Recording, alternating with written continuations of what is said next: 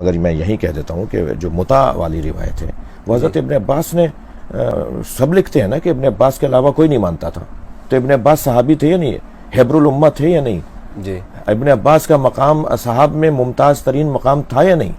جب حضرت ابن عباس کا مقام اصحاب میں ممتاز ترین صحابہ کرام میں سے تھا، اور آپ سب متفق ہیں کہ جنگ خیبر کے موقع پر اس کو نبی نے منسوخ کر دیا تھا اور ختم کر دیا تھا، اور مگر حضرت ابن عباس واحد صحابی تھے جو آخری دم تک نبی کی رحلت کے بعد جب تک بقید حیات رہے وہ متع کے نظریے پر قائم تھے کہ یہ متع حرام نہیں ہوا، نبی نے حرام نہیں کیا، صرف وہ قائل تھے۔ تو اصحابی کالنجوم بأیہم اقتدیتم اہتدیتم، صحابی ستاروں کی طرح ہے، کسی ایک کے پیچھے بھی لگ جاؤ گے تو ہدایت یافتہ ہو، تو ہم حضرت ابن عباس کے پیچھے لگے ہوئے ہیں۔ الحمدللہ رب العالمین والعاقبۃ للمتقین والصلاۃ والسلام علی سید الانبیاء والمرسلین، اما بعد، قال اللہ تعالی فی کلام المجید وَقُلْ جَاءَ الْحَقُّ وَزَهَقَ الْبَاطِلُ إِنَّ الْبَاطِلَ كَانَ زَهُوقًا، صدق اللہ العظیم۔ سامعین وقار، آپ نے شیعہ عالم دین مولانا شہنشاہ نقوی صاحب کا کلپ سنا، جس کے اندر وہ کہہ رہے تھے کہ حضرت سیدنا عبداللہ بن عباس رضی اللہ تعالیٰ عنہ متعۃ النساء کے قائل تھے، اور ہم بھی متع جو کرتے ہیں حضرت سیدنا عبداللہ بن عباس رضی اللہ تعالیٰ عنہ کی پیروی میں کرتے ہیں۔ اور پھر آگے چل کے وہ کہتے ہیں، اہل سنت ایک حدیث بیان کرتے ہیں کہ حضور نے فرمایا میرے تمام صحابی ستاروں کی مانند ہیں، جس کی بھی پیروی کرو گے کامیاب ہو جاؤ گے۔ تو پھر کہتے ہیں جب صحابی رسول حضرت سیدنا عبداللہ بن عباس متع کرتے تھے تو اگر ہم ان کی اقتداء، ان کی پیروی میں متع کرتے ہیں تو ہمارے اوپر اعتراض کس چیز کا ہے؟ تو آج کی اس نشست میں اللہ کے فضل اور احسان کے ساتھ اس چیز کی وضاحت کروں گا کہ مولانا نقوی صاحب کے بات کے اندر کتنی حقیقت ہے۔ تو اس سلسلے میں میرا پہلا حوالہ، کیا حضرت سیدنا عبداللہ بن عباس رضی اللہ تعالی عنہ متع کے قائل تھے؟ اس سلسلے میں میرا پہلا حوالہ، یہ میرے ہاتھ میں کتاب ہے عمدۃ القاری، بخاری شریف کی چوٹی کی شرح ہے، امام جرح و تعدیل علامہ بدر الدین عینی رحمۃ اللہ علیہ لکھنے والے ہیں، اور سامعین وقار جلد نمبر اس کی 16 ہے اور صفحہ نمبر اس کا 172 ہے۔ علامہ بدر الدین عینی رحمۃ اللہ علیہ فرماتے ہیں وَرُوِيَ عَنْهُ أَنَّهُ رَجَعَ، امام بدر الدین عینی رحمۃ اللہ علیہ جیسا چوٹی کا محدث نقل کرتا ہے کہ حضرت عبداللہ بن عباس سے روایت کیا گیا ہے کہ حضرت سیدنا عبداللہ بن عباس نے متعۃ النساء والے معاملے سے رجوع کر لیا تھا۔ الحمدللہ الحمدللہ، حضرت سیدنا عبداللہ بن عباس نے متع کے فتویٰ سے کیا کیا تھا؟ رجوع کر لیا تھا۔ اور نقوی صاحب کیا کہہ کے لوگوں کو دھوکہ دے رہے ہیں کہ عبداللہ بن عباس کرتے تھے اس لیے ہم بھی کرتے ہیں۔ یہ پہلا حوالہ۔ اس سے اگلا حوالہ، یہ میرے ہاتھ میں کتاب ہے فتح الباری شرح صحیح بخاری، اس کے لکھنے والے ہیں امام ابن حجر عسقلانی، حافظ الحدیث ہیں، امام جرح و تعدیل ہیں، شیخ الاسلام ہیں۔ اور سامعین وقار یہ کتاب چھپی ہوئی ہے دار الحدیث قاہرہ مصر سے، اور سامعین وقار اس کی جلد نمبر 9 ہے، صفحہ نمبر ہے 199۔ 199 صفحہ کے اوپر امام ابن حجر عسقلانی رحمۃ اللہ علیہ آپ نقل فرماتے ہیں کہ جب حضرت علی المرتضیٰ نے حضرت سیدنا عبداللہ بن عباس رضی اللہ تعالیٰ عنہ کو حرمت متع کی حدیث سنائی تو آگے امام ابن حجر عسقلانی لکھتے ہیں وَرُوِيَ عَنْهُ أَنَّهُ رَجَعَ عَنْ ذَلِكَ، تو آپ نے اپنے اس مسئلہ سے رجوع فرما لیا۔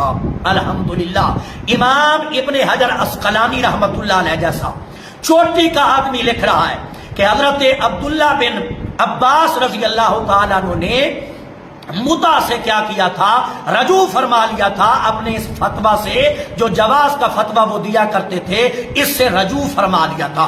اب اس سے اگلا حوالہ، یہ میرے ہاتھ میں حدیث کی کتاب ہے مسند ابی عوانہ، سامعین وقار یہ بیروت لبنان کی چھپی ہوئی ہے، اور جلد نمبر اس کی 3 ہے، اور صفحہ نمبر سامعین وقار اس کا 22 ہے، اور روایت کا نمبر ہے 4057۔ حضرت عمر بن عبد العزیز سے یہ روایت مروی ہے۔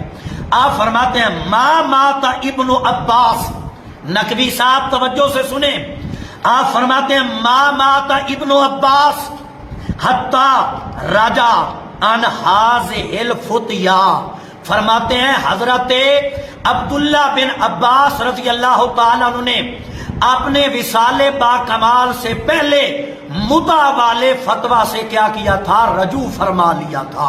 الحمدللہ الحمدللہ۔ اور نقوی صاحب کیا کہہ کے لوگوں کو دھوکہ دے رہے ہیں؟ آپ کہہ رہے ہیں حضرت عبداللہ بن عباس فتویٰ دیتے تھے اس لیے ہم ان کی اقتداء اور پیروی میں کرتے ہیں۔ تو مسند ابی عوانہ کے اندر صحیح سند کے ساتھ مروی ہے، دوبارہ میں پڑھ دیتا ہوں۔ ما مات ابن عباس، ما مات ابن عباس حتی راجع عن هذه الفتیا، کہ حضرت سیدنا عبداللہ بن عباس رضی اللہ تعالیٰ عنہ نے متع والے فتویٰ سے کیا کیا تھا؟ رجوع کر لیا تھا۔ اب اس سے اگلا حوالہ، اب میں دیکھتا ہوں میرے اس حوالے کو آپ کیسے رد کرتے ہیں۔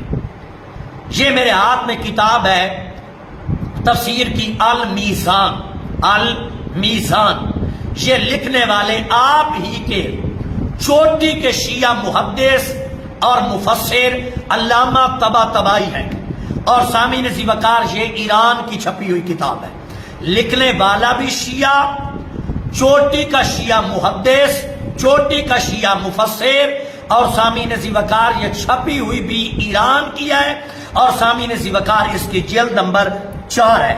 آئیے میں اب روایت پڑھ دیتا ہوں۔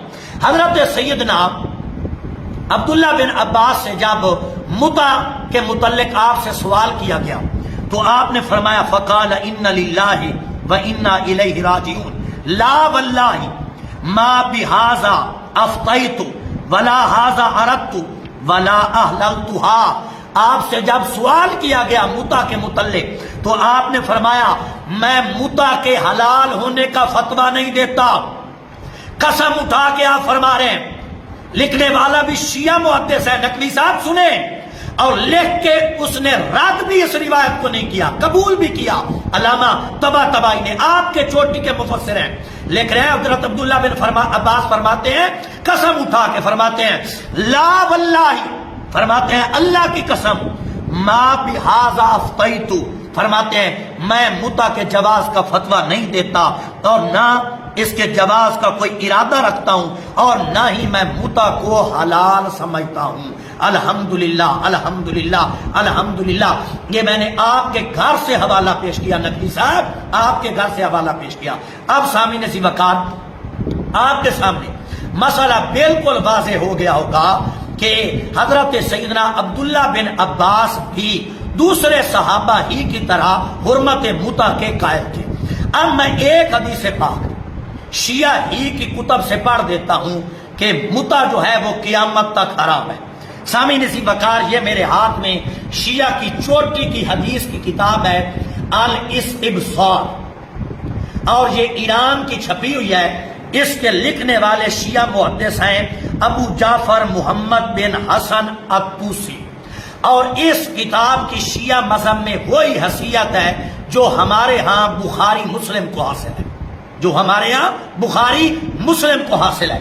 اور سامعین ذی وقار علامہ طوسی نے جو روایت نقل کی ہے اب میں وہ پڑھنے لگا ہوں۔ روایت کا نمبر ہے 3593۔ حضرت زید بن علی سے یہ روایت مروی ہے۔ آپ فرماتے ہیں ان آبائے ہی ان علی قال حرم رسول اللہ صلی اللہ علیہ وسلم، حرم رسول اللہ صلی اللہ علیہ وسلم، نقوی صاحب سنیں، حرم رسول اللہ صلی اللہ علیہ وسلم لحوم الحمر الاہلیتی و نکاح المتع، کہ رسول پاک صلی اللہ علیہ وآلہ وسلم نے، حضرت علی شیر خدا فرما رہے ہیں کہ رسول پاک صلی اللہ علیہ وسلم نے گھریلو گدوں کے گوشت کھانے سے بھی منع فرمایا اور متع کرنے سے بھی منع فرمایا۔ الحمدللہ الحمدللہ۔ یہ آپ ہی کی کتاب سے میں پڑھ رہا ہوں، الاستبصار سے پڑھ رہا ہوں، علامہ طوسی لکھنے والے ہیں۔ ایران کی یہ مطبوع ہے، کیا لکھتے ہیں؟ حضرت مولا علی شیر خدا فرماتے ہیں حرم رسول اللہ صلی اللہ علیہ وسلم، حرم رسول اللہ صلی اللہ علیہ وسلم، حرام فرمایا، حرام فرمایا، حرام فرمایا رسول اللہ صلی اللہ علیہ وسلم نے کس چیز کو؟ فرماتے ہیں گھریلو گدوں کے گوشت کھانے کو اور متع کرنے سے رسول پاک صلی اللہ علیہ وسلم نے منع فرمایا۔ سامعین ذی وقار، اب آپ کے سامنے مسئلہ بالکل واضح ہو گیا ہوگا کہ حضرت عبداللہ بن عباس نے بھی اس سے رجوع کر لیا تھا اور رسول اکرم صلی اللہ علیہ وسلم نے بھی اس کو قیامت تک کیا کیا تھا؟ حرام فرما دیا تھا۔ اب میں یہ کہنا چاہتا ہوں، یہ جو نقوی صاحب کے ساتھ ایک مفتی بیٹھے تھے، کہلواتے تو یہ بھی اپنے آپ کو اہل سنت ہے، لیکن ہمیں پتہ ہے یہ سارا انٹرویو طے شدہ تھا کہ میں نے جو بات کہنی ہے آگے سے آپ نے یس یس یس ہاں ہاں کہتے جانا ہے۔ چلو یہ تو پتہ چلا نا کہ مفتی صاحب آپ کی سنیت تو واضح ہو گئی نا لوگوں کے سامنے، جو آپ نے سنیت کا لبادہ اوڑھا ہوا تھا وہ تو لوگوں کے سامنے آ گیا نہ تھا۔ اگر آپ سنی تھے تو یہاں فوراً ٹوک کے نقوی صاحب کو کہتے کہ حضرت عبداللہ بن عباس رضی اللہ تعالیٰ عنہ تو اسے منسوخ سمجھتے تھے، لیکن آپ نے ایسا نہیں کیا۔ چلو نہیں کیا تو نہ کیا، ہم تو الحمدللہ اہل سنت ہیں اور انشاءاللہ تعالیٰ قیامت تک ہر دھوکے کا پردہ چاک کرتے رہیں گے۔ وما علیہ الا البلاغ۔